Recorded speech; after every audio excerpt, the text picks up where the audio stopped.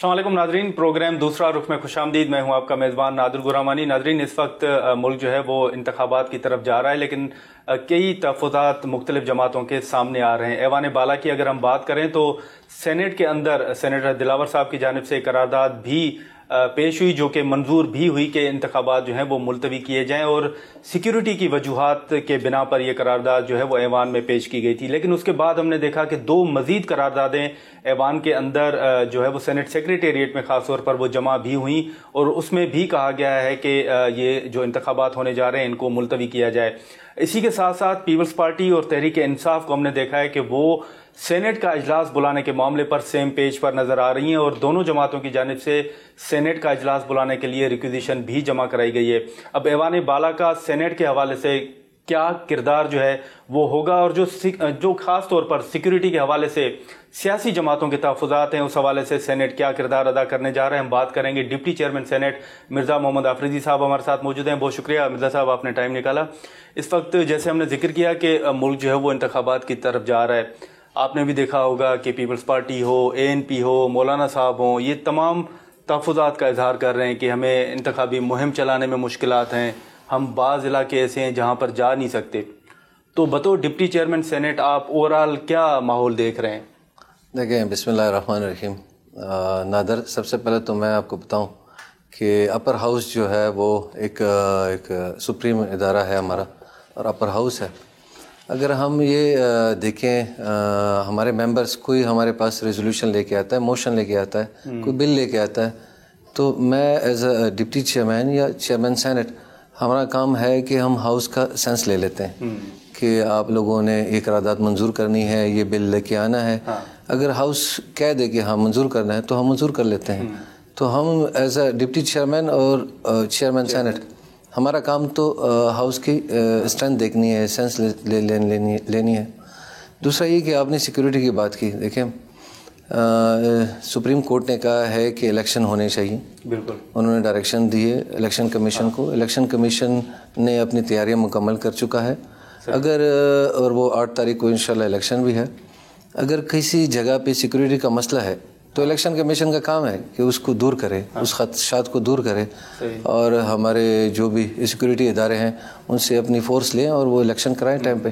तो आप समझते हैं कि जो सियासी जमातों के तहफ़्फ़ुज़ात हैं वो दुरुस्त हैं? जो मौलाना साहब को थ्रेट्स हैं, हुकूमत ही ने थ्रेट्स दिए हैं कि ANP और मौलाना साहब को थ्रेट्स हैं। देखें, हालात तो ठीक नहीं है, अगर सही कहें, क्योंकि इस्लामाबाद परसों बंद था, यूनिवर्सिटी भी बंद हो गई है, कुछ स्कूल भी बंद है यहाँ पे। तो हालात तो ओवरऑल जो है वो अच्छे नहीं हैं। थ्रेट्स तो हैं, लेकिन चूँकि अगर आप देखें कितने सालों से हम इसी तरह के एक माहौल में आ रहे हैं। इससे पहले अगर इलेक्शन देखा जाए तब भी इसी तरह का माहौल था, और उसके दरमियान भी इसी तरह का माहौल रहा है। 2013 में ऐसा माहौल था। बिल्कुल बिल्कुल। ये हमारे जो दुश्मन हैं वो ये नहीं चाहते कि मुल्क जो है एक तरक्की की राह पे चले। तो मैं समझता हूँ कि इलेक्शन जो है एक जमहूरी अमल है, और वो इंशाल्लाह जिस तरह 8 तारीख को होने जा रहा है तो मेरे ख्याल से होना चाहिए। तो सर, इस वक्त जैसे हम जिक्र कर रहे थे कि ख़ास तौर पर फाटा के हवाले से बड़े तहफ़्फ़ुज़ात का इज़हार हो रहा है। जैसे हमने गवर्नर बलूचिस्तान के बयान का जिक्र किया तो उन्होंने कहा कि बहुत से इलाके ऐसे हैं जहाँ पर आप इंतखाबी मुहिम नहीं चला सकते। इलेक्शन तो हो जाएंगे लेकिन आप इलेक्शन मुहिम नहीं चला सकते। आपका अपना ताल्लुक एक्स फाटा से, आप समझते हैं कि वाकई ऐसी सूरत हाल है कि सियासी जमातें इलेक्शन कैंपेन जो है वो नहीं चला सकती? देखें, हालात तो एक्स फाटा के पहले भी ख़राब थे, और इलेक्शन से पहले के भी ख़राब थे। वहाँ पे बहुत से हमारे सिक्योरिटी जवान जो हैं वो शहीद भी हो चुके हैं। अभी रिसेंटली एक कर्नल साहब शहीद हो चुका है, कमांडर साहब भी थे हमारे, तो खैबर में थे। और हमारे जवान जो है, हमारे सिक्योरिटी जवान, वो काफ़ी वहाँ पे शहीद हो चुके हैं। रिसेंटली 3 दिन पहले एक पुलिस चौकी थी, उसके ऊपर भी फायरिंग हुई है, लेकिन अल्हम्दुलिल्लाह कोई शहीद नहीं हुआ, लेकिन वो लोग भाग गए।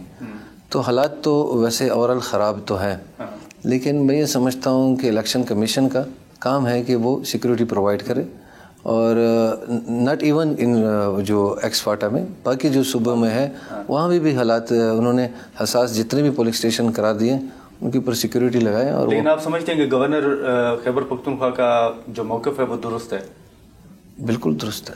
حالات تو ٹھیک, سیکیورٹی حالات تو سچ ٹھیک نہیں ہے, کیونکہ اسلام آباد جو میں نے بتایا کہ اسکول یہاں پہ بھی بند ہو چکے ہیں. تو لیکن الیکشن چونکہ ہونے جا رہے ہیں 8 تاریخ کو, سیکیورٹی فورسز جو ہے اس کو انشور کرائے کہ وہ وہاں پہ پرووائڈ ہو اور وہ منظم طریقے سے. لیکن اس وقت جتنے تحفظات ہیں سیاسی جماعتوں کے, اس میں آپ کی نظر میں سینٹ کیا کردار ادا کر سکتا ہے؟ آپ کی نظر میں کیا ہونا چاہیے, یا جو سیاسی جماعتوں کے تحفظات ہیں ان کو سننا چاہیے؟ تو اس سارے عمل میں آپ سینٹ کا کردار کس حد تک سمجھتے ہیں کہ مؤثر ہو سکتا ہے؟ دیکھیں, پچھلے سیشن میں ساری پارٹیاں جو ہے سب کو موقع دیا, سب اس کے اوپر انہوں نے باتیں کی ہیں. ہر ایک ممبر نے اپنے پارٹی کو ریپرزینٹ جو کرتے ہیں انہوں نے سب نے کہا ہے کہ کس طرح کی صورتحال ہے. تو سینٹ تو اپنے ممبرز کو سنتا ہے. باقی کام جو ہے وہ الیکشن کمیشن کا کام ہے. الیکشن کمیشن جو ہے اس کو انشور کرائے کہ وہ ایک اچھے طریقے سے ہو. سیکیورٹی فورسز جو میں نے بتایا ہے کہ وہ وہاں پہ موجود ہو, انشاءاللہ الیکشن ٹھیک ہوں گے. سر, ایک بڑی تنقید بھی ہو رہی ہے خاص طور پر سینٹ کے اوپر, سینیٹرز کے اوپر بھی, اور وہ یہ کہ ایک طرف سپریم کورٹ نے کہا کہ آپ الیکشن کی طرف جائیں, پھر جب سینٹ کا اجلاس ہوا تو قرارداد آ گئی اور کہا گیا کہ انتخابات کو ملتوی کیا جائے. تو یہ آپ کیا سمجھتے ہیں؟ یہ بھی باتیں ہوئیں کہ بلوچستان عوامی پارٹی نے کسی کے اشارے پہ یہ کی ہے. سینیٹر دلاور صاحب سے بھی ہم نے یہ سوال پوچھا کہ سر آپ کے بارے میں تو کہا جا رہا ہے کہ آپ نے کسی کے اشارے پہ یہ قرارداد پیش کی ہے. تو یہ بڑی تنقید ہو رہی ہے سینٹ کے اوپر کہ ایسے ماحول میں یہ قرارداد کیوں آئی؟ دیکھیں نادر, میرے ممبر ہیں اور میں چونکہ چیئرمین صاحب ہاؤس کو چلاتے ہیں, سو نہ میں کسی کو منع کر سکتا ہوں کہ کوئی قرارداد نہ لے کے آؤ, نہ چیئرمین صاحب منع کر سکتے ہیں, کیونکہ رول ایسا ہے. اس رول میں ہر ممبر کو یہ اختیار ہے کہ وہ کوئی بھی چیز لے کے آ سکتا ہے, چاہے موشن ہو 218 کا, چاہے وہ قرارداد ہو, چاہے وہ بل ہو. ٹھیک ہے, being a deputy chairman senate میں کچھ بھی نہیں لا سکتا, میں ہاؤس بزنس نہیں کر سکتا, نہ میں بزنس لا سکتا ہوں. لیکن کوئی ممبر بزنس لے کے آئے تو اور وہ ہاؤس یہ کہہ دے کہ یہ ہم اس کے اوپر متفق ہیں, تو ہم وہ منع نہیں کر سکتے. نہ میں منع کر سکتا ہوں, نہ چیئرمین سینٹ صاحب منع کر سکتے ہیں. لیکن یہ معاملہ یہاں پہ رکا نہیں ہے, مزید 2 قراردادیں آپ کے پاس موجود ہیں. ایک سینیٹر ہلال صاحب کی ہے اور ایک ہدایت اللہ صاحب کی قرارداد آپ کے پاس موجود ہے, جس میں بھی یہی کہا گیا ہے کہ سیکیورٹی کی صورتحال ٹھیک نہیں ہے, امن امان کی صورتحال ٹھیک نہیں ہے, تو الیکشن جو ہے وہ ملتوی ہونے چاہیے. تو بطور ڈپٹی چیئرمین آپ کی رائے کیا ہے ان قرارداد؟ دیکھیں, میں آپ کو بھی بتایا ہے کہ اگر میرے پاس ہاؤس میں کوئی بزنس آیا ہے تو میں کسی ممبر کا بزنس نہیں روک سکتا. کوئی بھی بزنس ہوتا ہے ہاؤس میں, کیونکہ رول یہ کہتا ہے کہ آپ کوئی بھی ممبر کوئی بل جمع کر دیں, قرارداد جمع کر دیں, تو وہ جب بھی سیشن میں ہوگا وہ ہم سیشن میں لے آتے ہیں. باقی ہاؤس اس کے اوپر کیا متفق ہوتی ہے, کیا رائے دیتی ہے, وہ ہاؤس پہ ڈیپینڈ ہے, ممبرس پہ ڈیپینڈ ہے. تو یہ 2 قراردادیں اس اسٹیج پہ آپ کی نظر میں ریجیکٹ نہیں ہو سکتی؟ نہیں, میں نہیں کر سکتا, نہ چیئرمین صاحب کر سکتے ہیں. اچھا, ہاں, وہ تو رول میں ہے کہ وہ آئیں گے, وہاں پہ ہاؤس اس کے اوپر کنسنسس ہوگا. اگر وہ زیادہ لوگ اس کے اوپر ووٹ ڈالتے ہیں تو پاس ہوگا, اگر کم لوگ ووٹ ڈالتے ہیں. تو ہم یہ کہہ سکتے ہیں کہ اگر الیکشن سے پہلے سینٹ کا اجلاس ہوتا ہے تو یہ 2 قراردادیں ایجنڈے کا حصہ ہوں گی, پھر وہ ہاؤس کی مرضی ہے کہ وہ کیا فیصلہ کرتے ہیں. ڈیفینیٹلی جو بھی اس طرح کے تو پی ٹی آئی نے جمع کیا ہوا ہے اور پیپل پارٹی نے بھی جمع کیا ریکوزیشن کا, تو وہ 15 ڈیز ہوتے ہیں, تو وہ رول کے مطابق پھر آئے گا. تو سر وہ بھی تو دیکھ رہے ہیں کہ کافی دن گزر گئے ہیں, 2 جماعتوں نے مل کر ایک ریکوزیشن جمع کرا رکھی ہے کہ سینٹ کا اجلاس بلائیں, وہ ابھی تک اجلاس. اگر ممبر پورے ہیں اور ریکوزیشن جمع کرائی ہے اور 15 دن پورے ہو چکے ہیں, کیونکہ ابھی 15 دن میرے خیال سے پورے نہیں ہوئے, تو وہ جو پورے ہوں گے تو رول کے مطابق وہ چلیں گے. تو ابھی کیا اسٹیٹس ہے ویسے, ممبرز پورے ہیں آپ کی نظر میں؟ نہیں, رول اگر انہوں نے پورے ریکوزیشن چونکہ جب جمع ہوتی ہے تو ممبر پورے ہوں گے اس ریکوزیشن کی سائن کے اوپر, تبھی اجلاس آ سکتی ہے. تو انہوں نے اگر ریکوزیشن جمع کرائی ہے تو ممبر پورے کیے ہوں گے, تبھی انہوں نے اجلاس بلایا. سر, اسی کے ساتھ ساتھ 18ویں ترمیم کا ایک معاملہ ہم نے دیکھا کہ ایوان بالا میں بھی مختلف سینیٹرز کی جانب سے یہ بات ہوتی رہی ہے. حال ہی میں اسحاق ڈار صاحب نے بھی بات کی اور انہوں نے بھی کہا کہ مسائل موجود ہیں, ان کو دیکھنا چاہیے. آپ واقعی سمجھتے ہیں کہ 18ویں ترمیم سے ملک میں مسائل حل نہیں ہوئے بلکہ مسائل میں اضافہ ہوا ہے؟ دیکھیں, میں پہلے بھی ایک انٹرویو میں بول چکا ہوں کہ 18ویں ترمیم میں ترمیم ہونی چاہیے. اس وقت کے حساب سے جو ڈیمانڈ تھی یا جو ضرورت تھی وہ پوری ہو گئی ہے. چونکہ ٹائم کے ساتھ آپ کی نئی ضروریات پورے ہوتے ہیں, نئی ضروریات آ جاتے ہیں. ہم ایک قانون سازی کیوں کرتے ہیں, ہم ایک بل کیوں لے کے آتے ہیں؟ کیونکہ اس دور میں تب ضرورت نہیں تھی, اب ضرورت ہے تو امendment آ جاتی, ممبر لے آتے ہیں کہ ابھی ضرورت ہے. تو میرے خیال سے 18ویں ترمیم میں اگر امendment ہو جائے تو کوئی بری بات نہیں ہے, کیونکہ اس میں ہیلتھ بھی ہے, ایجوکیشن بھی ہے, اور وہ اس طرح کا آیا نہیں ہے گراؤنڈ لیول پہ. تو میرے خیال سے اگر ترمیم ہو جائے. نظر میں مسئلہ ہے کہاں پہ, کون سا مسئلہ ہے جو آپ سمجھتے ہیں کہ اس چیز میں ترمیم ہونی چاہیے؟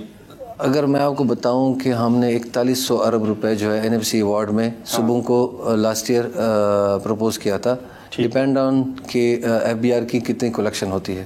اگر 9000 ارب روپے ہمارا ٹارگیٹ تھا FBR کا, اگر وہ اچیو ہوتا ہے تو اس کے اوپر 4100 ارب روپے جو ہے وہ NFC ایوارڈ میں صوبوں کو جائیں گے. اب اتنے زیادہ پیسے جائیں گے, لیکن گراؤنڈ پہ وہ آنے بھی چاہیے, کہ ایجوکیشن کے لحاظ سے بھی, ہیلتھ کے لحاظ سے بھی. تو سارے صوبے جو ہے نا, یا تو ہم یہ قانون سازی کریں کہ صوبے رپورٹ دیں اس کے پیسوں کا, کہ ان کو اگر ہم نے پیسے دیے ہیں NFC ایوارڈ میں, ہمیں رپورٹ تو دے دیں کہ وہ کہاں پہ کس طرح لگ رہے ہیں, کیا ہیلتھ ٹھیک ہو گیا, کیا ایجوکیشن ٹھیک ہو گیا. ابھی ایجوکیشن کی میٹنگ تھی, میں ابھی میٹنگ سے آ رہا ہوں, تو کہہ رہے ہیں کہ اسلام آباد جیسے شہر میں بھی اسکولوں میں جو جھاڑیاں لگی ہوئی ہیں وہ اس سائز کی لگی ہوئی ہیں, اونچے سائز کی. تو اسلام آباد جیسے شہر میں بھی اگر اسکولوں کا یہ حال ہے تو ہم نے تو باقی صوبوں کا رپورٹ ہی نہیں لیا ابھی تک. میں سمجھتا ہوں کہ امendment اس لحاظ سے بھی آنی چاہیے کہ ہم صوبوں سے اس کی جو پیسے جس طرح یوٹیلائز کیے ہمیں بتائیں, وفاق کو بتائیں کہ یہ پیسے آپ کی طرف سے آئے تھے, ہم نے یہ کام کیا.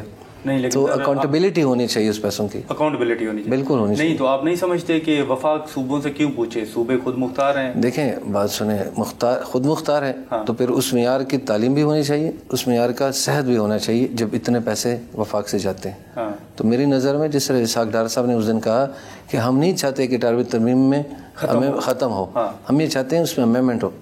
میں بھی یہ میرا بھی مشورہ ہے کہ اس میں امendment ہو, ممبر بیٹھیں, سارے پارٹیاں بیٹھیں, اس میں جو بھی آج کی ضرورت ہے اس کے مطابق ترمیم کر لیں.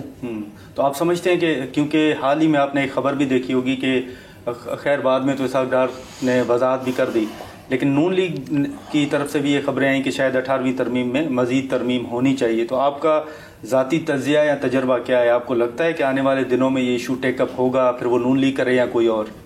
دیکھیں 25th امendment آئی تھی, فاٹا مرج ہو گیا KP کے ساتھ. اس امendment میں یہ وعدہ کیا تھا کہ ہم NFC ایوارڈ دیں گے آپ لوگ کو 3%. کسی نے دی؟ نہیں دی. ٹھیک ہے, یہی باتیں جو میں ابھی بتا رہا ہوں کہ جب وہ کمٹمنٹ ہو چکی تھی وہ کیوں پوری نہیں ہوئی. یہ امendment ہم چاہ رہے ہیں, اس طرح کی امendment آنی چاہیے تاکہ وہ لوگ بھی محروم نہ ہونا. ان کے اگر 3% NFC ایوارڈ میں تو 176 ارب روپے بنتے ہیں جو ایکس فاٹا کو دینے چاہیے, لیکن نہیں تھی. وہاں جب نہیں دیں گے تو وہ آپ کیا سمجھتے ہیں کہ وہاں ایجوکیشن اور ہیلتھ کا اگر نظام ٹھیک نہیں ہوگا تو لوگ تو ظاہر ہے پھر وہ اسی طرح ریئیکٹ کرتے ہیں. پھر نہیں تو آپ کی نظر میں پھر پیپلز پارٹی اس کی مخالفت کیوں کر رہی ہے؟ رضا ربانی صاحب کیوں مخالفت کرتے ہیں کہ نہیں 18ویں ترمیم کو چھیڑنا ہی نہیں چاہیے؟ دیکھیں یہ ملک ہمارا ہے, سارے صوبے ہمارے اپنے ہیں, ایک ہی پاکستان ہے. تو اگر میرے خیال سے اگر کوئی اس طرح کی امendment آتی ہے تو ساری پارٹیاں مل کے بیٹھیں اور اس چیز کو ریزالو کریں. اگر ہم یہ کہیں کہ سندھ اپنا اور پنجاب اپنا, KP اپنا اور بلوچستان اپنا, نہیں.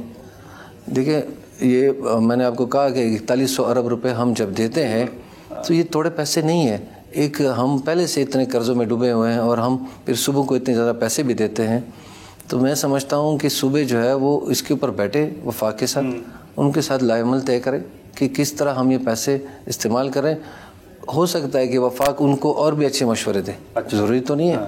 تو لیکن یہ جو NFC کا معاملہ ہے مرزا صاحب, اس میں آپ اگر دیکھیں تو اس میں تو خود پیپلز پارٹی یہ کہتی ہے کہ جو سندھ کو حصہ ملنا چاہیے NFC ایوارڈ کے تحت وہ تو مل ہی نہیں رہا, جو شیئر ملنا چاہیے وہ نہیں مل رہا. دیکھیں NFC تو ایک آبادی کے لحاظ سے بھی طے ہو چکا تھا کہ کتنی آبادی ہوگی. اگر نئے مردم شماری ہو چکی ہے اور اس میں ان کے پیسے زیادہ, وہ آبادی زیادہ ہوگی, تو اتنے حصہ ہم یہاں سے NFC میں ان کو دیں گے, کیوں نہیں دیں گے؟ ان کا حق ہے. جس جگہ پہ بھی آبادی زیادہ ہوگی تو NFC میں اس کا شیئر اتنا ہی جائے گا. ٹھیک ہے مرزا صاحب, یہاں پر اگر اجازت دیں تو ایک شارٹ بریک لیتے ہیں ناظرین, اور یہیں سے پھر ہم گفتگو شروع کرتے ہیں.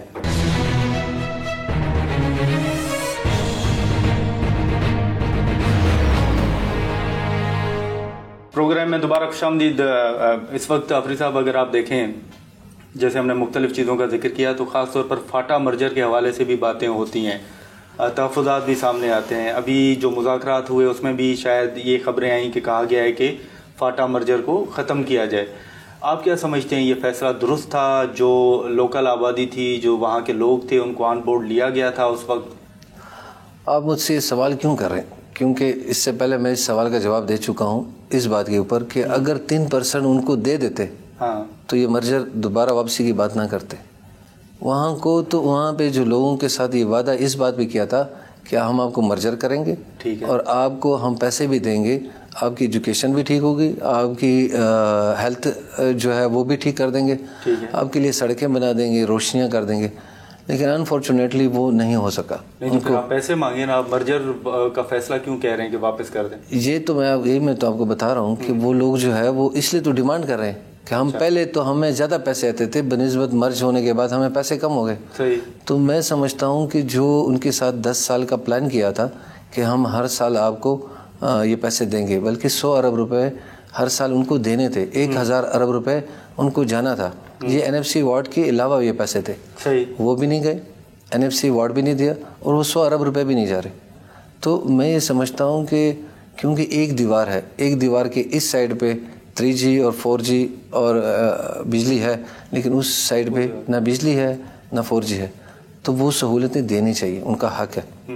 میں سمجھتا ہوں کہ اگر مرجر کیا ہے تو ایک پراپر وہاں پہ, میں نے اس سے پہلے ایک بات بھی کی تھی کہ میں تو چاہتا ہوں ایک ایڈمنسٹریشن یونٹ بننا چاہیے, ایک نیا صوبہ بننا چاہیے فاٹا کو, تاکہ ان لوگوں کی جو ضرورتیں ہیں.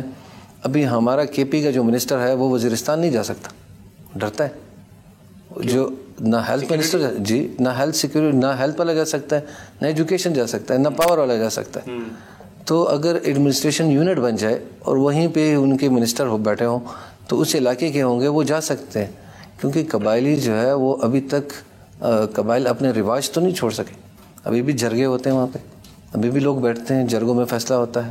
وہاں پہ وہ کہتے ہیں کہ ہم پہ, کیونکہ جوڈیشری جو ہے وہ موجود تو ہے لیکن اتنی زیادہ تو نہیں ہے. لیکن جرگوں کے خلاف تو سپریم کورٹ کا فیصلہ موجود ہے کہ نہیں ہونی چاہیے. دیکھیں وہ آپ کی بات ٹھیک ہے, لیکن رواج کو اتنا جلدی بدل نہیں آ جا سکتا. اب رواج وہاں پہ ہے, کسی کا قتل ہو جائے اور ایک آدمی کہتا ہے کہ میں نے معاف کر دیا, تو جرگے نے فیصلہ کر دیا تو معاف کر دیا. تو معافی تو موجود ہے اگر ایک آدمی سے غلطی کوئی چیز بات ہے. لیکن اگر آپ صوبے کی بات کر رہے ہیں تو یہ تو پھر ایک نیا پنڈورا باکس کھل جائے گا نا کہ سرائکی جو ہے, مطلب یوسف رضا گیلانی صاحب یا بلاول صاحب کہتے ہیں کہ ہم سرائکی صوبہ بنائیں گے, پھر MQM کہتی ہے کہ نہیں کراچی کو صوبہ بنائیں, تو یہ تو پھر وہی بات ہوگی کہ نیا پنڈورا باکس کھل جائے گا. دیکھیں جتنے ایڈمنسٹریشن یونٹ زیادہ ہوں گے, جتنے صوبے زیادہ ہوں گے, ملک ترقی کرے گا, بالکل ترقی کرے گا. آپ دوسرے ملکوں کی کو لیں ذرا, وہاں پہ کتنے صوبے موجود ہیں, اس میں کوئی حرج تو نہیں ہے میرے خیال سے. جتنے ایڈمنسٹریشن ٹھیک بات کر رہی ہے. دیکھیں میں تو پہلے کہہ چکا ہوں کہ پنجاب میں 3 صوبے اور ہونے چاہیے, بلوچستان میں بھی صوبے ہونے چاہیے 3, ٹھیک ہے, اور سندھ میں بھی ہونے چاہیے. KP کو وہ فاٹا کو الگ صوبہ بنائیں. میں تو یہ کہتا ہوں, میں اس کے حق میں ہوں. جتنے ایڈمنسٹریشن یونٹ مضبوط ہوں گے, آپ کی لوکل باڈی جو ہے وہ مضبوط ہوگی. لیکن سر سندھ کے لوگوں کے بڑے تحفظات ہیں, وہ تو ایک کراچی کی اگر بات کریں MQM تو اس پر بھی ان کے بڑے تحفظات. ہمارے پاس تو سندھ ابھی رانا محمود الحسن صاحب نے انہوں نے بل جمع کیا ہے, یوسف رضا گیلانی صاحب نے بل جمع کیا ہے کہ صوبہ ہونا چاہیے. ایبٹ آباد جو ہے وہ کہتا ہے ہمارے لیے صوبہ ہونا چاہیے, تو وہ طلعت محمود صاحب نے وہ جمع کیا. تو وہ رانا صاحب کا بل کیا ہے سر کہ نیا صوبہ ہونا چاہیے. کہاں پہ؟ پنجاب کا, پنجاب میں جی.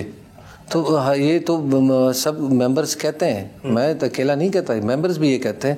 میری یہ رائے ہے کہ جتنے ایڈمنسٹریشن یونٹ زیادہ ہوں گے, اب یقین مانیں ملک ترقی کرے گا, بالکل ترقی کرے گا. کیونکہ میں آپ کو بتا دوں کہ فوڈ سیکیورٹی کا مسئلہ آنے والا ہے. ہاں نہیں وہ تو بالکل ہم ڈسکس کریں گے, فوڈ سیکیورٹی کا ہے, کلائمیٹ چینج کا ہے, یا دیگر جو ایشوز ہیں. خاص طور پر آپ جب چیئرمین تھے کامرس کمیٹی میں تو اس وقت بھی آپ نے ایشوز ٹیک اپ کیے تھے.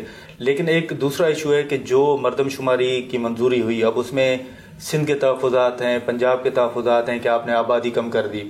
ہم نے دیکھا کہ سینیٹ کی سیٹیں پہلے 104 تھیں, پھر 100 ہو گئیں, اور اب 96 ہیں. تو آپ سمجھتے ہیں کہ یہ فیصلہ درست ہے فاٹا کے حوالے سے؟ دیکھیں ہماری بات سنیں ناظر صاحب, کہ جب فاٹا مرج ہو گیا تو سینٹ کی 8 سیٹیں ختم ہو گئی بالکل ٹھیک ہے. تو نمائندگی ویسے بھی ختم ہو گئی. تو اگر یہ اپر ہاؤس یہ تو ایکول ہے, چاروں صوبے پہ تقسیم ہے, تو اگر ایکول ہے تو پھر تو فاٹا کی جو 8 سیٹیں ختم ہو گئی اس مطابق پھر تو ان کو وہ پیسے بھی ملنے چاہیے تھے. وہ پیسے نہیں ملے, سیٹیں بھی ختم ہو گئی, ایم این ایس کی سیٹیں بھی کم ہو گئیں, ایم پی ایس جو ہے وہ بڑھ گئی, 16 سیٹیں ہو گئیں کہ 18. لیکن یہ میں سمجھتا ہوں کہ اس سال اس جو ابھی 24 میں ریٹائر ہو رہے تو فاٹا سے کوئی سینیٹر نہیں ہوگا کیونکہ مرجر ہو گیا. تو ہم لوگوں نے تو نقصان کیا ایز اے میں اگر فاٹا کے ایز اے ممبر کی بات کروں تو ہم نے اس چیز میں نقصان کیا کہ نمائندگی بھی ختم ہو گئی ہماری, مرجر بھی ہو گیا, پیسے بھی نہیں مل رہے. تو یہ 8 سیٹیں آپ کی کم ہونے کے بعد آپ کیا دیکھ رہے ہیں کہ ایوان بالا میں ان لوگوں کی نمائندگی ہو سکے گی, ان کے مسائل اجاگر ہو سکیں گے یا نہیں؟ میں سمجھتا ہوں جو 8 سیٹیں ختم ہو گئی ہیں, ایک تو یہ تقسیم ہونے چاہیے صوبوں کے اوپر, ان کے ممبر زیادہ ہونے چاہیے. اگر فاٹا کو نہیں لا سکتے کیونکہ ہاؤس کو ہم 94 پہ تو نہیں رکھ سکتے, 104 ہونا چاہیے جس طرح ہے آلریڈی. نہیں تقسیم صوبوں میں کس طرح کریں گے؟ 8 ہیں تو 2 کر دیں, 2 سیٹیں دے دیں. اچھا ہاں 2 سیٹیں سینٹ کی دے دیں, اور تاکہ وہاں سے تو لوگ آ سکیں نا, ورنہ یہ تو ہاؤس جو ہے وہ تو 94 پہ چلا جائے گا. دیکھیں قانون سازی ہے, امینڈمنٹ ہے, ہر چیز میں امینڈمنٹ ہے. جتنے ٹائم کے ساتھ ضرورت ہے نا, مرجر ہو گیا, 8 سیٹیں ختم ہو گئی, اب ضرورت ہے کہ وہ 8 سیٹوں کو تقسیم کیا جائے, اس کے لیے بل لے کے امینڈمنٹ کر دیں, کوئی ایشو نہیں. سو اس لیے ہاؤس کو اچھی قانون سازی, اپنے ممبر کو میں کہتا ہوں اچھی قانون سازی لے کے آئیں تاکہ ہمارے لیے, ہمارے آگے والے مستقبل کے لیے اچھا ہو. تو آپ سمجھتے ہیں کہ یہ جو مردم شماری کے حوالے سے تحفظات ہیں کہ آبادی کم ہو گئی ہے, پنجاب کہے, سندھ کہے یا بلوچستان کہے, واقعی آبادی کم ہوئی؟ کیونکہ ابھی تو الیکشن اناؤنس ہو چکا ہے, ابھی اس کے اوپر تو کوئی کام نہیں ہو سکتا. الیکشن کے بعد جو ہے اس کے اوپر کسی کے تحفظات ہیں, الیکشن کمیشن میں جائیں, کورٹ میں جائیں, اس کے اوپر بیٹھیں, جو رول ہوگا اس کے مطابق کام ہوگا. اچھا, لیکن سر اس سارے میں جیسے میں نے شروع میں ذکر کیا کہ سینیٹ کا کردار کتنا آپ سمجھتے ہیں کہ مؤثر ہوگا وہ تحفظات ہوں, کیونکہ یہ کہا جاتا ہے کہ اس طرح کی قراردادیں آنے سے یا اس طرح کی قانون سازی آنے سے سینیٹ کے اوپر ایک سوال یا نشان اٹھ رہا ہے. اس دن سپریم کورٹ میں بھی یہ ذکر ہوا کہ سینیٹ کے اندر یہ قرارداد پیش کی گئی ہے. آپ سمجھتے ہیں کہ جو باہر تنقید ہو رہی ہے سینیٹ کے اوپر وہ درست ہے یا نہیں؟ آپ کی نظر میں سارا کچھ رولز کے مطابق ہے؟ دیکھیں نادر صاحب, میں نے پہلے بھی عرض کر چکا ہوں, میں اور چیئرمین صاحب کوئی بل نہیں لا سکتے, نہ کوئی قانون سازی کر سکتے ہیں. ممبر لے کے آئیں, ہاؤس کا سینسس لیتے ہیں, وہ کہتے ہیں کہ ہم پاس کرتے ہیں تو ہم پاس کر دیتے ہیں, وہ کہتے ہیں ہم نے ریجیکٹ کرنا تو ہم ریجیکٹ کر دیتے ہیں. تو وہ تو ڈیپینڈ آن دا رولز ہے, اور وہ ڈیپینڈ آن دس ہاؤس ہے. ہاؤس جو کہتا ہے ہم وہی مانتے ہیں. ایک شارٹ بریک لیتے ہیں ناظرین, اور یہیں سے پھر ہم گفتگو شروع کرتے ہیں.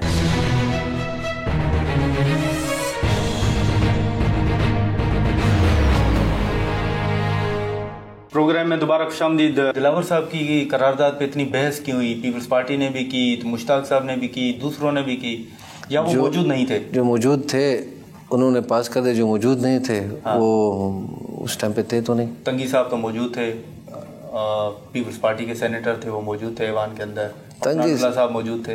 تنگی صاحب کو پارٹی نے جو لیٹر میرے خیال سے بھیجا ہے, ان کا کام ہے پارٹی کا, وہ جانے, تنگی صاحب جانے, یا دوسرے ممبرز ہیں ہمارے, گلدیپ صاحب ہیں, گلدیپ صاحب کو بھی اس طرح نوٹس ملا ہے.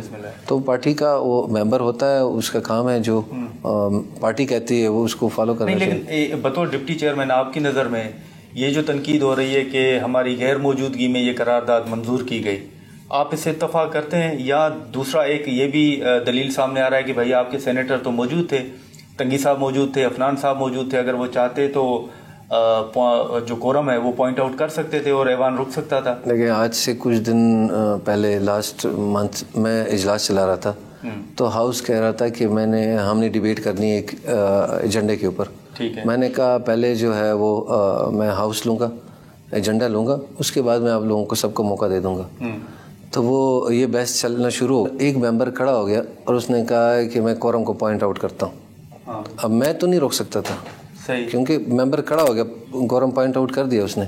تو میں نے کہا کہ کچھ بھی نہیں ہوگا, اب چونکہ کورم پوائنٹ آؤٹ ہو گیا, آپ سب تشریف رکھیں, جب تک میں کاؤنٹ نہیں کروں گا تو میں کورم پورا نہیں کروں گا, میں تب تک اجلاس نہیں چلا سکتا. تو आपकी नज़र में अगर तंगी साहब या अफनान साहब चाहते तो उस वक्त भी कार्रवाई रुक सकती कर सकते थे। वो तो कोई भी मेंबर का हक है, वो रूल में है कि कोई भी मेंबर खड़ा हो जाए और ये कह दे कि सर मैंने कोरम पॉइंट आउट करना है, तो मैं तो इजलास नहीं चलाता, ना मैं तो रोक देता हूँ, चेयरमैन साहब भी रोक देते हैं कि इसके आगे बढ़ना नहीं चाहिए। लेकिन इस वक्त हमने देखा कि एक बड़ी जमात को इंतखाबी निशान नहीं मिला और उनके तमाम अरकान जो हैं वो इंडिपेंडेंट और मुख्तलिफ निशानात पर इलेक्शन की तरफ जा रहे हैं। इलेक्शन के बाद इन आज़ाद अरकान का मुस्तकबिल आप क्या देख रहे हैं? हमने देखा कि ये भी कहा जा रहा है कि शायद पैसा इस्तेमाल होगा, हॉर्स ट्रेडिंग होगी। आप समझते हैं कि वाकई पैसा इस्तेमाल होगा इलेक्शन के बाद इन आज़ाद अरकान के ऊपर? देखें, अगर कोई आज़ाद किसी पार्टी से खड़ा हुआ है और वो आज़ाद है, अगर वो पार्टी का ओबीडियंट है और वो उसकी बात मानता है तो उसके पास चला जाएगा, और नहीं तो जैसे आपने बताया हॉर्स ट्रेडिंग तो हुई थी पिछले साल, पिछली दफ़ा भी हुई थी और ये होती रहती है। मैं समझता हूँ कि अपनी पार्टी में जो अपनी पार्टी का मेंबर हो उसके पास ही हो, उसको ही पार्टी को ही सपोर्ट करे, पार्टी को ही वोट दे। ये एक इज़्ज़त होती है, एक जमहूरी निज़ाम भी है, अमल भी है। मेरी नज़र में तो अपनी पार्टी को ज़्यादा रेफ़र करे। नहीं, लेकिन आपको खदशा है क्योंकि आज भी बिलावल साहब का अगर आप बयान देखें तो वो कह रहे हैं कि जो आज़ाद अरकान हैं उनको हम मिला के हुकूमत बनाएंगे। जहांगीर तरीन साहब भी शायद कुछ आज़ाद अरकान अपनी तरफ ले जाएं, तो आपको खदशा है? देखिए, सिर्फ उसके अलावा सिर्फ ये नहीं है कि जिस तरह आपने कहा कि एक पार्टी को निशान नहीं मिला, उसके अलावा काफ़ी लोग आज़ाद वैसे भी खड़े हुए। जैसे मेरा ताल्लुक जिस इलाके से है तो मेंबर जो था MPA वो आज़ाद जीता था, ठीक है, तो किसी पार्टी से नहीं जीता था। इस तरह मैं बतौर एज ए डिप्टी चेयरमैन मैं भी आज़ाद आया था, मैं तो किसी पार्टी से सेनेटर बन के नहीं आया था। तो जो आज़ाद आ जाते हैं वो तो सबका हक है, किसी ने कोई पार्टी ज्वाइन कर देता है तो आज़ाद तो उनको तो कोई रोक नहीं सकता। आप समझते हैं ये आज़ाद अरकान बड़ी मुश्किलात पैदा करते हैं? फिर रोक नहीं सकते, जो आज़ाद जीत के आ जाएं उनको रोक नहीं सकते, लेकिन अगर किसी पार्टी की तरफ से खड़े हैं, किसी पार्टी ने खड़ा किया हुआ तो वो अपनी पार्टी के पास जाए। सर, लेकिन हमने हाल ही में देखा ना कि जब खान साहब के खिलाफ तहरीक अदम एतमाद आई तो बहुत से उनके अपने लोग जो हैं उन्होंने वफादारियां तब्दील की जो कि PTI में थे। सिंध हाउस में आपने देखा कि वो तमाम अरकान मौजूद थे। तो आपको कोई खदशा है कि ऐसी सूरत हाल बाद में भी हो सकती है? मेरे ख्याल से इस दफ़ा तो मुझे नहीं लग रहा कि होगा कुछ इस तरह। अच्छा, हाँ, आज़ाद उम्मीदवार जो है जो जीत के आएंगे वो अपना फैसला खुद करेंगे। जो अगर पार्टी से हैं, किसी पार्टी ने खड़े किए हैं, उसके पास जाएंगे मेरे ख्याल से। हमने आफरी साहब इस वक्त देखा कि ऐवान बाला में ये भी डिस्कशन हुई कि क्लाइमेट चेंज के बाद मुल्क को शायद आने वाले दिनों में ज़राअत के हवाले से भी चैलेंजेस दरपेश होंगी, फूड सिक्योरिटी का इशू पैदा हो सकता है। आपकी नज़र में, आपने ये मीटिंग्स भी चेयर की हैं, क्या देख रहे हैं? क्या आने वाले दिनों में वाकई फूड सिक्योरिटी का कोई इशू बनने जा रहा है पाकिस्तान में? बारिशें बहुत होती हैं, हमारे पास कोई हल नहीं है उसका। पिछले साल अगर देखा जाए तो जितना पानी आया था और कपास हमारी ख़राब हो गई, ठीक है, जिसकी वजह से हमें इंपोर्ट करना पड़ा कपास को, जो टेक्सटाइल इंडस्ट्री बंद हो गई थी। उसकी वजह से जो हमारा अभी फूड सिक्योरिटी का मसला है। मैं रिसेंटली चाइना गया हुआ था, तो चाइना में मैंने कॉन्फ्रेंस में काफ़ी डिस्कशन भी की उसके ऊपर। हमने उसके ऊपर काम नहीं किया, हमें एग्रीकल्चर के ऊपर बहुत काम करना है। अगर मैं आज आपको बताऊं, आज की फिगर में टेक्सटाइल का एक्सपोर्ट कम है और वेजिटेबल्स का और फ्रूट का ज़्यादा है, उसके नंबर्स बढ़ रहे हैं, ठीक है। आज के दिन में प्याज 360 रुपये का किलो हो गया, ठीक है, और क्योंकि वो एक्सपोर्ट हो रहा है। मैंने उस दिन सेक्रेटरी कॉमर्स को कहा कि इसके ऊपर कोई काम करें और ताकि ये अपने लोकल बंदों को तो रेट कम हो। तो कल जो उन्होंने मुझे फ़ोन करके बताया कि अफ़गानिस्तान से प्याज जो है वो आना शुरू हो गई। अच्छा। तो वो उसके आने से ही रेट जो है वो फिर नीचे आएगा इंशाल्लाह। तो मैं समझता हूँ कि फूड सिक्योरिटी का एक बहुत बड़ा मसला है। ये कितने सालों में आपको लगता है कि अगर सूरत अगले 20 साल में हम फूड सिक्योरिटी के उस खदशात में गिर चुके होंगे? अच्छा जी, और बहुत ज़रूरी है। अगर आज हम इसके ऊपर काम नहीं करेंगे, एग्रीकल्चर के ऊपर काम नहीं करेंगे, मैं आपको बता रहा हूँ और बड़े ख़तरे की बात है कि अगर आज हम ये काम नहीं करेंगे तो हमारे यहाँ पानी का मसला और फूड सिक्योरिटी का मसला आने वाला है। सस्टेनेबल डेवलपमेंट गोल्स के ऊपर हमें काम करना पड़ेगा। एक शॉर्ट ब्रेक लेते हैं नाज़रीन और यहीं से फिर हम गुफ्तगू शुरू करते हैं।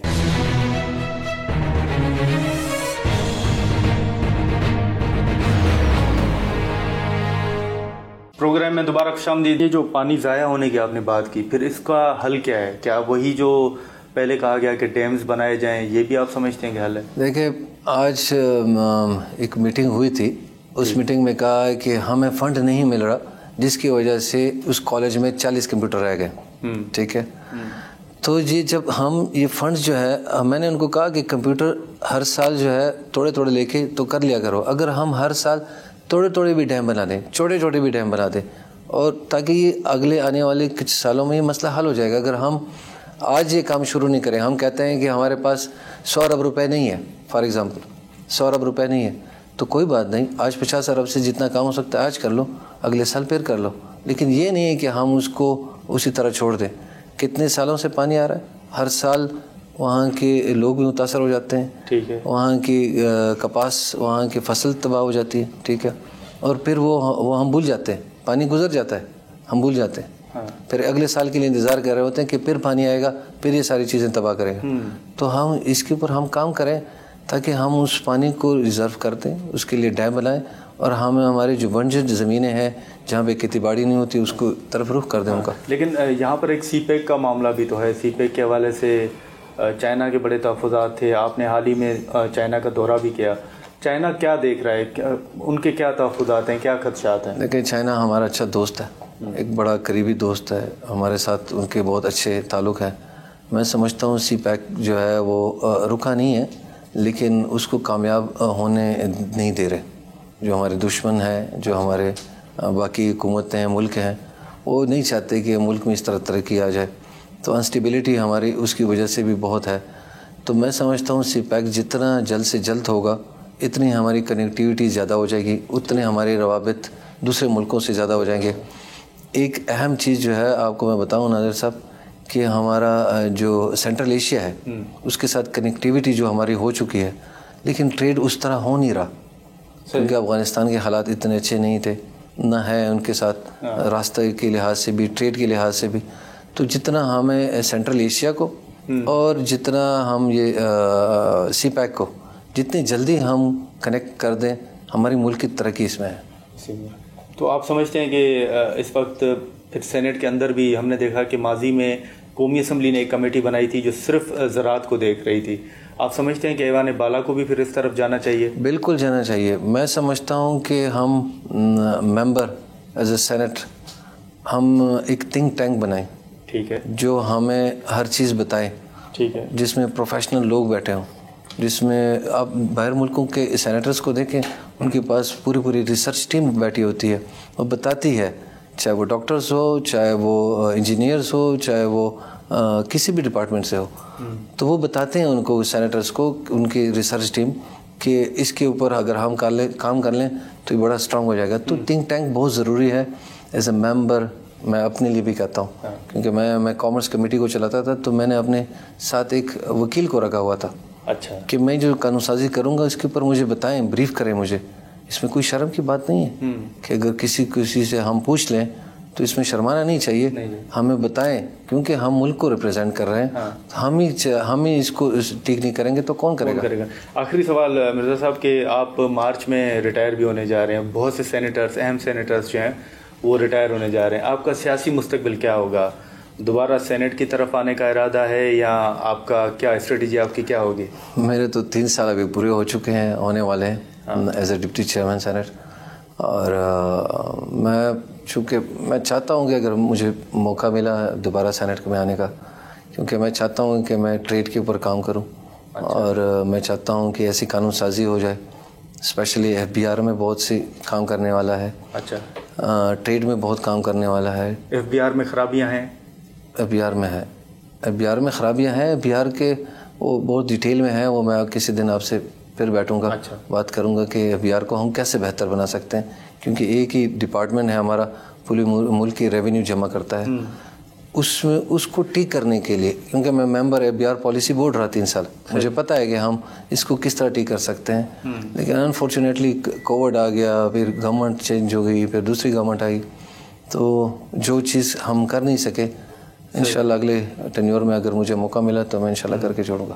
بہت شکریہ مرزا صاحب. تھینک یو سو مچ. ناظرین, ڈپٹی چیئرمین سینٹ صاحب کی گفتگو آپ نے سنی، خاص طور پر جو انتخابات کے حوالے سے، پھر ایوان کے اندر جو 2 قراردادیں جمع ہیں اس حوالے سے بھی ہم نے بات کی، اور فاٹا کے حوالے سے ہم نے یہ بات کی کہ فاٹا میں سیکیورٹی کی صورتحال کیا ہے، اور جو 8 سیٹیں اس مردم شماری کے بعد کم ہوئی ہیں، تو اس حوالے سے ان کی تجویز ہے کہ وہ سیٹیں صوبوں میں جو ہیں وہ ڈیوائیڈ کی جائیں تاکہ وہاں کی نمائندگی ایٹ لیسٹ ایوان کے اندر ہونی چاہیے۔ آج کے پروگرام میں اتنا ہی، اجازت دیجیے، اللہ حافظ۔